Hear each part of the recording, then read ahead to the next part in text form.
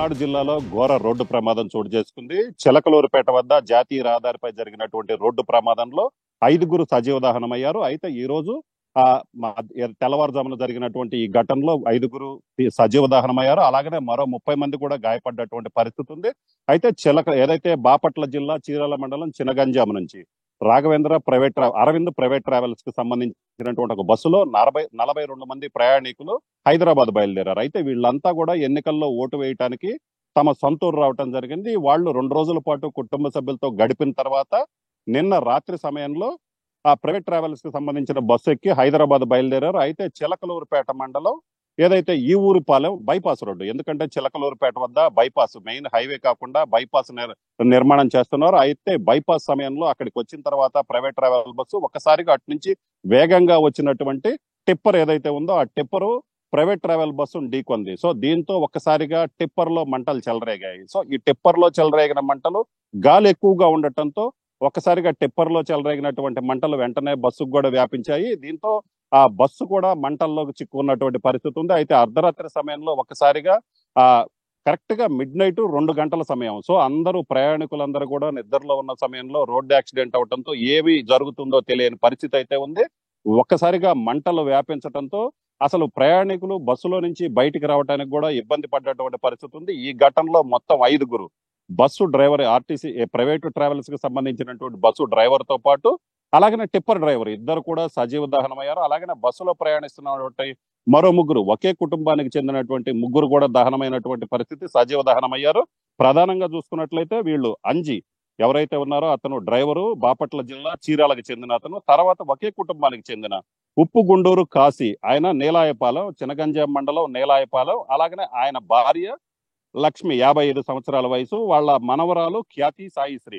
So వీళ్ళ 3 కూడా పూర్తిగా ఆ ఘటనలో సజీవ దహనమయ్యారు. అలాగనే మరో 32 మంది కూడా గాయపడ్డటువంటి పరిస్థితి ఉంది. వెంటనే సమాచారం అందుకున్నటువంటి పోలీసులు సంఘటనా స్థలానికి చేరుకోవడం జరిగింది. అక్కడికి చేరుకొని బస్సులో అద్దాలు పగలగొట్టి అప్పటికే కొంతమంది ప్రయాణికులు బస్సులోంచి బయటకు రావడం జరిగింది. అది ఊరు బయట కావడంతో మంటలు ఆర్పేందుకు కూడా ఎటువంటి పరిస్థితి లేదు. వెంటనే పోలీసులు చిలకలూరుపేట ఫైర్ సిబ్బందికి సమాచారం ఇవ్వడం జరిగింది. చిలకలూరుపేట ఫైర్ సిబ్బంది ఆ ఫైర్ ఇంజిన్ తో వచ్చి మంటలు అదుపు చేశారు. అప్పటికే జరగాల్సిన నష్టం మొత్తం జరిగిపోయింది. పూర్తిగా 2 టిప్పర్ కావచ్చు, ప్రైవేట్ ట్రావెల్ బస్సు 2 పూర్తిగా కూడా దగ్ధమైనటువంటి పరిస్థితి. అలాగనే ఈ ప్రమాదంలో మొత్తం బస్సులో ప్రయాణిస్తున్న సమయంలో 42 మంది ఉంటే 32 మంది వరకు తీవ్ర గాయాలయ్యాయి. వీళ్ళందరినీ ముందల ఫస్ట్ ఎయిడ్ కోసం చిలకలూరుపేట ప్రభుత్వ ఆసుపత్రికి తరలించడం జరిగింది. అక్కడి నుంచి కొంతమందిని ఏదైతే తీవ్రంగా కాలిన గాయాలైనటువంటి వాళ్ళని మాత్రం గుంటూరు ప్రభుత్వ ఆసుపత్రికి తరలించారు. ప్రస్తుతం కొంతమంది చిలకలూరుపేట ప్రభుత్వ ఆసుపత్రి, అలాగనే కొంతమంది తీవ్ర గాయాలైన వాళ్ళు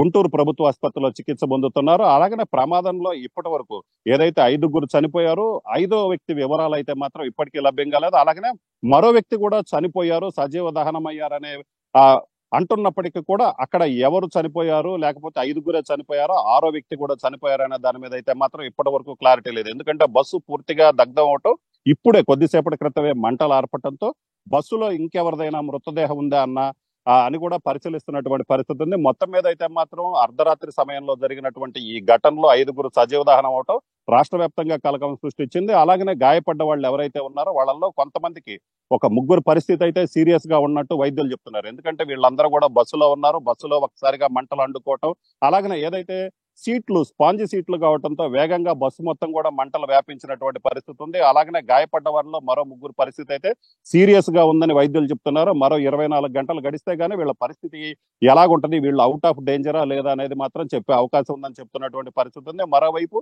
ప్రమాద విషయం తెలుసుకున్నటువంటి బాపట్ల జిల్లా చినగంజాం మండలం నీలాయపాలెం, గుణసపాలెము, అలాగనే ఈ గ్రామాలకు సంబంధించినటువంటి నేతల ఏదైతే ఆ బంధువులందరూ కూడా అక్కడికి చేరుకున్నటువంటి పరిస్థితి ఉంది. ప్రస్తుతం చిలకలూరుపేట ప్రభుత్వ ఆసుపత్రి అయితే మాత్రం మృతురాలి కుటుంబ సభ్యులు ఎవరైతే ఉన్నారో ఒకే కుటుంబానికి చెందిన 3 చనిపోయారో వాళ్ళ కుటుంబ సభ్యులు చేరుకోవడం జరిగింది. అలాగనే బస్సు ప్రమాదం విషయం తెలుసుకున్నటువంటి వాళ్ళందరూ కూడా తమ కుటుంబ సభ్యులు ఎక్కడ ఉన్నారు, ఎలా ఉన్నారు, వాళ్ళు సేఫా కాదా అనే చిలకలూరుపేట ప్రభుత్వ ఆసుపత్రికి చేరుకున్నారు. అలాగనే తీవ్ర గాయాలైన వాళ్ళందరికీ కూడా మెరుగైన వైద్యం కోసం గుంటూరు ప్రభుత్వ ఆసుపత్రికి తరలించడం జరిగింది. ప్రస్తుతం అయితే మాత్రం మంటలు పూర్తిగా ఆపేసినప్పటికీ కూడా ఈ సీరియస్ గా ఉన్న వాళ్ళ పరిస్థితి, ఏదైతే ముగ్గురికి తీవ్ర గాయాలయ్యి అలాగనే మరో 10 మందికి కూడా గాయాలైనటువంటి పరిస్థితి ఉంది. వాళ్ళ పరిస్థితి కూడా 24 గంటలు గడిస్తే గానీ ఎలాగుంది అనేది చెప్పలేము. అవుట్ ఆఫ్ డేంజరా కాదా అనేది చెప్పలేమని వైద్యులు చెప్తున్నటువంటి పరిస్థితి ఉంది.